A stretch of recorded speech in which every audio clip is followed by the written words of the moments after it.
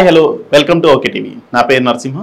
Present ఈ రోజు ఉన్న ట్రెండ్ ఏంటంటే ఈ రోజు ఈవినింగ్ 6:30 తర్వాత ఎగ్జిట్ పోల్స్ రానున్నాయి. ఆ ఎగ్జిట్ పోల్స్ ఎవరికి ఫేవర్గా ఉండబోతున్నాయని ఎలక్షన్ బిఫోర్ వరకు నాయకుల్లో ఒక రకమైన టెన్షన్ అయితే ఈ రోజు నుంచి నెక్స్ట్ ఇంకొక 3 రోజుల పాటు ఈ ఎగ్జిట్ పోల్స్ తలనొప్పులతో ఇంకా గందరగోళాన్ని సృష్టించబోతున్నారు.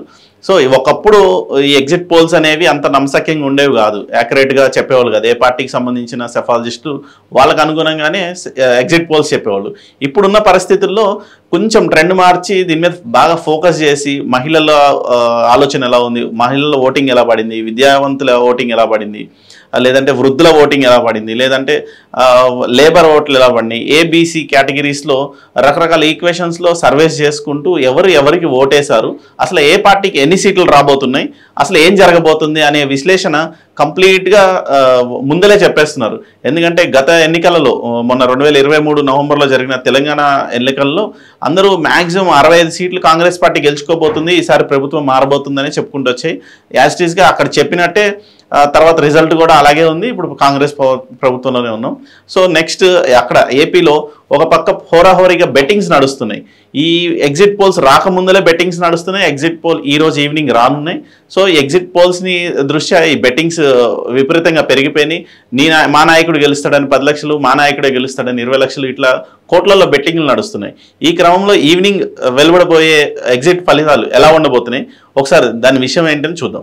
సాధారణంగా కౌంటింగ్ రోజు టెన్షన్ ఉంటుంది, కానీ కొన్ని ఎగ్జిట్ పోల్స్కే కంగారు పట్టడం మొదలైంది. ఎందుకంటే గతంలో ఎగ్జిట్ పోల్స్ పై పెద్దగా నమ్మకం ఉండేది కాదు. కొంతమంది ప్రముఖ సంస్థలు చెప్పే సర్వే ఫలితాలు తారుమారయ్యేవి. కానీ సెఫాలజిస్టులు ఈసారి బాగా ఎఫర్ట్స్ పెట్టారు. ఎన్నికలను ఒక పెద్ద మార్కెట్ గా భావిస్తుండటంతో ప్రతి ఒక్కరూ క్రెడిబిలిటీ కోసం ప్రయత్నిస్తున్నారు. అందుకే ఈసారి ఎగ్జిట్ పోల్స్ పై కొంత నమ్మకం ఏర్పడింది. జనాల్లోనూ అటెన్షన్ పెరిగింది. ఎటొచ్చి రాజకీయ పార్టీలకే టెన్షన్ పట్టుకుంది. ముందుగా ఏపీ విషయానికి వస్తే ఎవరు గెలుస్తారనే దానిపై ఇప్పటికీ క్లారిటీ రాలేదు.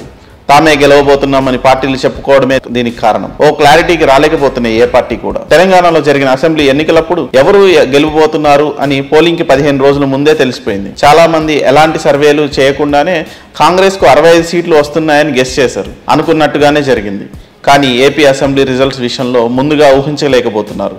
కాకపోతే ఇవాళ వచ్చే ఎగ్జిట్ పోల్స్ లో మహిళల పల్స్ కరెక్ట్ గా పట్టుకున్న వాళ్లే ఎగ్జిట్ పోల్స్ నిజమవుతాయి. కొత్తగా 8 లక్షల మంది మహిళలు ఓటు హక్కు వినియోగించుకున్నారు ఈసారి. వీళ్ళంతా ఎవరికి ఓటు వేశారన్నదే ఇక్కడ పాయింట్. నిన్నటి వరకు మహిళా ఓట్లు తమకే వచ్చాయన్న ధీమాతో ఉంది టీడీపీ. అదేంటో ఎగ్జిట్ పోల్స్ ముందు ఆ ఓట్లు తమవి కావేమో అన్న భయం పట్టుకుంది టీడీపీలో. ఇవాళ ఎగ్జిట్ పోల్స్ లో ఆ విషయం తెలియబోతోంది. ఇక తెలంగాణలో ఎవరిది పై చెయ్యి అనే దానిపై ఆసక్తికర చర్చ జరుగుతోంది. కాంగ్రెస్ బీజేపీ చేరి సగం సీట్లు పంచుకుంటున్నాయని అంచనా వేస్తున్నారు సెఫాలజిస్టులు.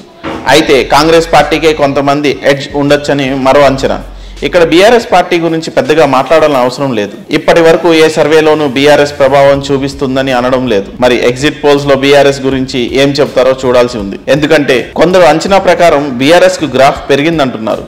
ఒకవేళ అదే నిజమైతే ఇవాళ విడుదలయ్యే ఎగ్జిట్ పోల్స్ లో రిఫ్లెక్ట్ అవ్వచ్చు.